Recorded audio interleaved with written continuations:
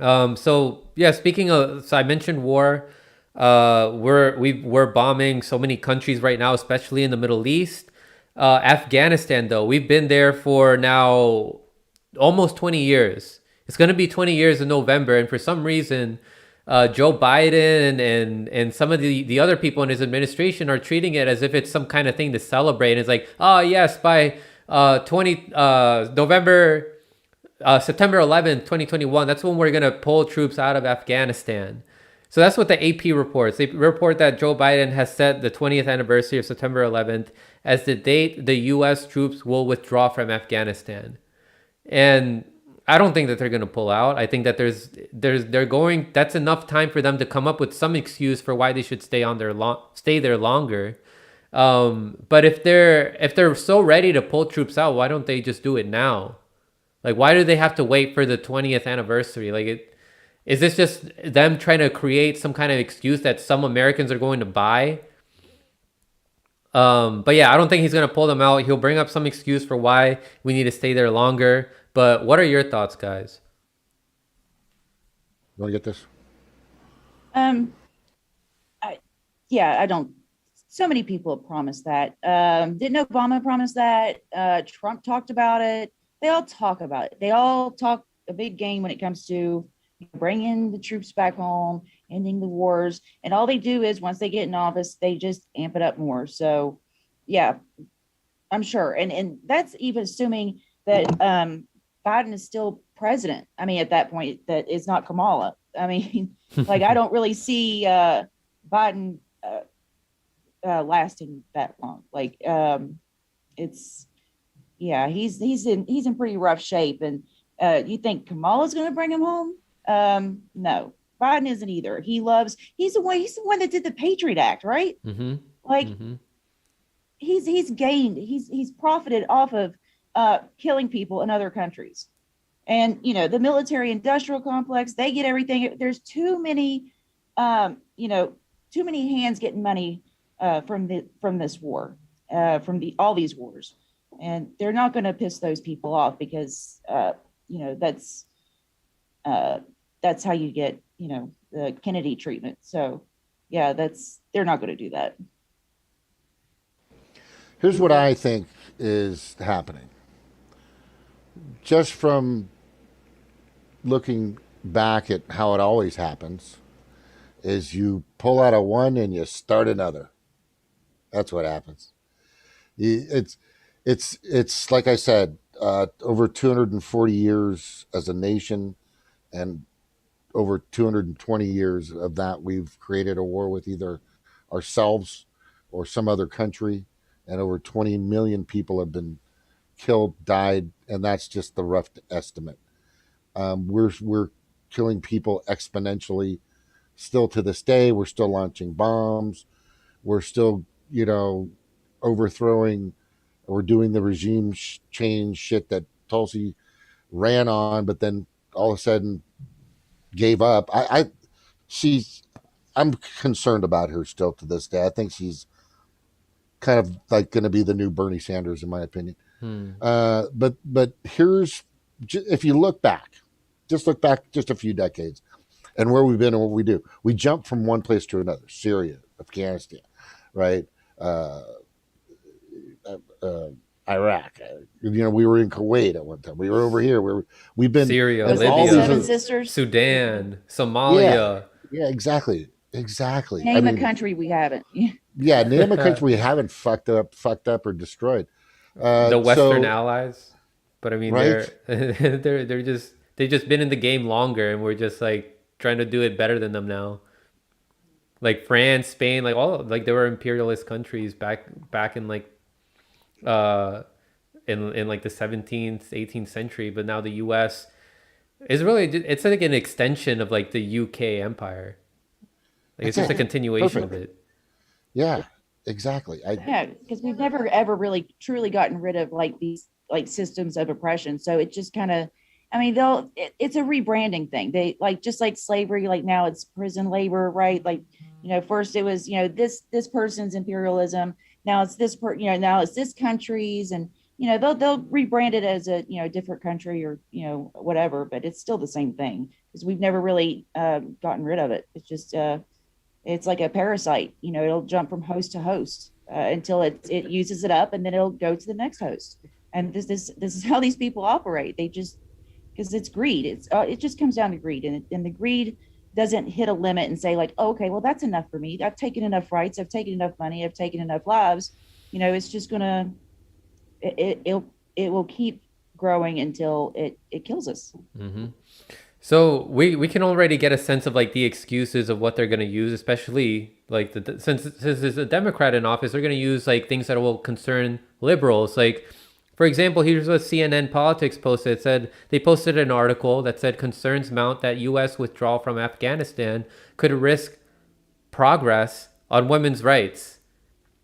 I'm pretty sure bombing them is already affecting like their rights, and supporting countries like Saudi Arabia and Israel, which oppresses Palestinian women like that. Women like that show the U.S. doesn't care about women's rights. They're just using it as an excuse to keep the troops there. Like it reminds me of that like just a couple months ago, that veteran who's now like a Democratic politician. I can't remember her name, but she was like, "Oh, if we pull our troops out of Afghanistan like Trump wants to do, it's dangerous for the troops, and we're putting them in danger. Like we're putting them in danger by sending them home." Like the excuses that they give is satirical. It's beyond satirical. But it just further goes to show, like how we were just mentioning earlier, of what Steve Boykin says, that we live in a cartoon. Don't even know what to say to that. I mean, like it's hurting women. I that it's beyond. I mean, this is something like you'd see in a sketch show. It is. It really is. This is it. I wish it was a joke. I really do. But people's lives are actually, you know, being taken and displaced from this horrible, horrible joke. This cartoon. Ugh. The but people don't realize that the pins were already in place for them to come out of there. That's what Trump was doing already. A lot of people don't know that part. The other thing is we're going to use these excuses like you just read to keep we not it might not be a full poll, right? If he'll get credit for taking more than a third out. You see, the headline will be he pulled troops out, period. Whether it's 10 of them or 2,000 of them. You see what I'm saying? Mm-hmm. So no matter what they do and how they're doing it, it's always going to paint us as being the saviors and we did everything right. But I mean, we just pointed out in all actuality, we're the fucking bullies. We've been the bullies. We've been the I mean, I was in the Navy, and I was in the in Desert Storm. It was a 90-day war, and I remember cheering because I was on the flight deck and in the hangar bay. I was like, "Yeah, we're kicking ass," and my mind didn't know because I was younger, right? And I didn't know what was going on and how this all worked and all this other stuff. And it's so awesome that the younger people than myself, decade or two or whatever, that are starting to really get engaged with this with what you guys are doing. It's freaking awesome. The thing is that war took 90 days. We slaughtered them. It was just terrible. And basically we found out that the reason why Saddam Hussein went after Kuwait was because there was a deal or an actual threat that Kuwait was starting to drill diagonally, Hmm. and then horizontally underneath um, Afghanistan, right? Not Afghanistan, but Iraq, right? And he said, if you're going to do that, you need to pay me, or you need to do something. But what happened is the U.S. backed Kuwait to allow this to continue and to start and continue to happen. It was all planned, and we've been. I mean, who said this just the other day? I think Kamala Harris just accidentally said it. I was watching Kyle Kalinske, believe it or not, and he said Kamala Harris just said, we've been fighting over oil for decades. She actually said that. We've been starting wars or something for decades. She made that mistake. It's like a Freudian fucking slip, right? And the thing is they know what's happening. once you get to a certain level, if you're in the House or if you're in uh, the Senate, and you're up in that area, you know all the bullshit. That's when you can go and sit and have bourbon or drinks in the back room of whatever fucking place they sit in, um, and they learn all the and you learn all the ins and outs and the shadow shit and terrible shit, and but then you're locked in. There is a secret society, and it's called a greedy motherfucker. That's what it's the greedy motherfucker club, and it's fucking everywhere. It's And we in our can't trust our faces. politicians anymore. It's just it's horrendous. It's Yeah, horrendous. it's in our faces. It's in plain sight. It's hidden in plain sight. Um, They don't bother hiding anymore. yeah, yeah, like, and then I mean, we heard from like the previous administration too, Trump saying like, yeah, we secured the oil, like in Syria, we have the oil, like you don't need to wait. Like at this point, people should already know that we're not in there fighting terrorists. Like we're not in there because we want to liberate people and give them more freedoms. We want to give them democracy. Like both are bullshit. We're there for resources because the predator class wants those resources and they pay the politicians, and the politicians want money from these people, and they get more money from those people than they do from grassroots people. Um, so we were talking about Tulsi earlier, and she's someone that should know better already about how this is all bullshit, and that Joe Biden is not going to pull out. But I just wanted to read this tweet to you guys and get your thoughts on it. Here she says, here, let me zoom out so that people can read this better.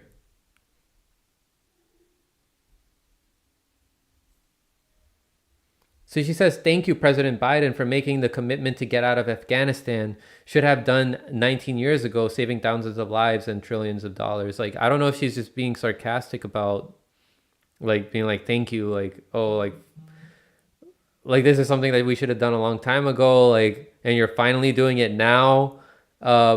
But I don't know, guys. What is your take on this? Tulsi, go ahead. Sorry, you wanted to say you said It, before I said you were going. so is she's falling for it? Like she's, or is that's what she's putting out there? Is that like she believes him? She said, I don't know if she's just being sarcastic. She said, thank you, President Biden, for making the commitment to get out of Afghanistan. Should have done 19 years ago, saving thousands of lives and trillions of dollars. Like, we shouldn't be thanking the guy that, helped get us there. Like, Joe Biden voted for this. There hasn't been a single war that he didn't like. And he was part of an administration that kept us there. Like, I wouldn't, like, what, it's like thanking somebody for like, it's like somebody's like hitting you and beating you up, and then they stop, and you're like, oh, thank you for stopping. Yeah, exactly. Yeah, we should never have been there in the first place. You should never. Yeah, we should never have been punched in the face in the first place. Exactly. Like this is crazy. Like, okay, yeah, you did you're supposedly going to do, even if you're going to say thanks, save it for after they do the thing. Maybe don't prematurely thank them for something that they promise. I mean, because Exactly. we'd be thanking people for healthcare and ending wars and a living wage. There'd be lots of things going around right now with all the promises Like, that we never get out of how many hundreds of years of electoral politics. It's never worked in our favor. So. it's like saying thank you, AOC and the squad, for committing to giving us health care. Like, they haven't given it to us yet. Then they're not, we see that they're Access not to committed. And I don't think Joe Biden's committed to get us out. Like we were just talking about, there's going to be some excuse that they come up with. And there's also an article that Richard Medhurst wrote in his Substack that talked about how this has to do also with the IUMF. But yeah, go ahead, James. There's something interesting that happened to Tulsi because she really pulled on the hearts and souls of people in the beginning of her campaign. And I was following her tooth and nail going, this could be it. This could be the one. And she fucking tore into Kamala Harris. That was just That was epic. amazing. I mean, every step that she was making was perfect. And then out of the blue, she just vomited. I mean, she just goes, here, I support Joe Biden. right? Biden just vomited Biden out. Don't you get similar vibes to this? Yeah, I Like, see what the thing with her. I think right now is she still wants to appear like she's somewhat of a rebel, right? A little roguish, but at the same time she's staying in line. You got to stay in line with the status quo. You got to stay in line with in your stay in your lane, stay in your lane, right? So good going. You know, she's probably. I just don't know where she's at now. It's just she's kind of hard to read because she's been pushing the the jab on old people in fucking Hawaii for the past 4 or 5 months. I'm just like, what are you doing? Right? It's ridiculous. But she's kind of hard to read right now. Ever since she vomited Biden out in support, I can't. I'm not trusting her that much. Yeah, You know, or any and fucking politician for mm, God's sakes. and she could do what she wants and say what she wants, but I can't get like too distracted by what politicians are saying. Like we can't like take that for like the promises and all these things. We have to maintain focus on our goals and not get distracted with all this other stuff. Like it's good to keep an eye on them and what they're saying and like get a feel for what they're doing. But I'm not going to just say like, oh, okay, well, thanks Biden for doing something that never should have been done in the first place. I guess I'm going to like not go organize people. So just keep on task until we get the goals that we want. That's what I'm trying to do. That is a great point. I get sucked into her every time. I don't know what because she's It's Hawaiian, because she does they the make right it so thing easy. sometimes. Samoan. I'm Polynesian. She's Polynesian. She's half like India Polynesian, and it's just It's easy. it's easy, guys. Like Okay, and she she does some served, and I things used to serve. where it seems like she is attacking like the powers that need to be attacked. Like when she calls out Hillary Clinton, calls her the queen of warmongers. When she stands up for Julian Assange, like there are things, actions that she deserves praise for. But just like any politician, we shouldn't be like idolizing them or just getting too attached to them. We shouldn't be getting attached to any personality at all, especially politicians. But when they do something good, then we praise it. When they do something sketchy or they do something that is counterproductive and serving the establishment, then we got to call it out. Like we're doing right here with this tweet. Like we're questioning like the way that she phrased this tweet, right? And that's something important for us to do. We're trying to keep these politicians in check. And I'm glad Yeah. that we're seeing more people waking up to it and they're not um, standing for politicians like they used to, or having their hopes for politicians. Like there's not as many people uh, that are having so much hope and blind faith in people like Nina Turner, like as much as I thought there would be, or compared to how many people had blind hope and faith for Bernie Sanders. Um, there I see some hope there in people waking up to not putting all their trust and all their chips into politicians to do the work for them. Yeah, that absolutely. And I think it's another thing is like we're just conditioned to like not get anything from these people. So like when there's somebody like Tulsi that comes and actually does some good things, like that's her doing her job, right? Like Yeah. that's what they're all supposed to be like, And then so it seems like people are I've heard people say like, oh, Tulsi fan club or whatever, but it's just like, no, I mean, you're just calling out that she's doing her job. I mean, I'm not going to go like too crazy with it, but she's done some good stuff, no doubt. Mm-hmm. She's proposed some good things, but nothing's freaking happening. Nothing. I mean, there's a cartoon on partyexodus.org that is like the first thing you see. Just go scroll down. It's a 80-plus-year-old cartoon. It shows the military-industrial complex being spoon-fed piles of money in this supposed restaurant background, while healthcare, education, the arts, etc., are in the back starving. Right? This has been happening for a long time. It's and I don't know how long we need to be in this abusive relationship because Stevie brought this up, which is a great example. Why would you want to keep getting punched in the face, right? Just how many punches do we need, or gut punches, or stabs, or slaps, to know that they don't give a fuck and they're not doing what they're supposed to be doing, and we need to create a system where they're just DMV workers. Period. That's what. Fuck these big monuments. Those should be our learning institutions for kids. That should be a daycare. As a matter of fact, that the Capitol should be a daycare, in my professional opinion.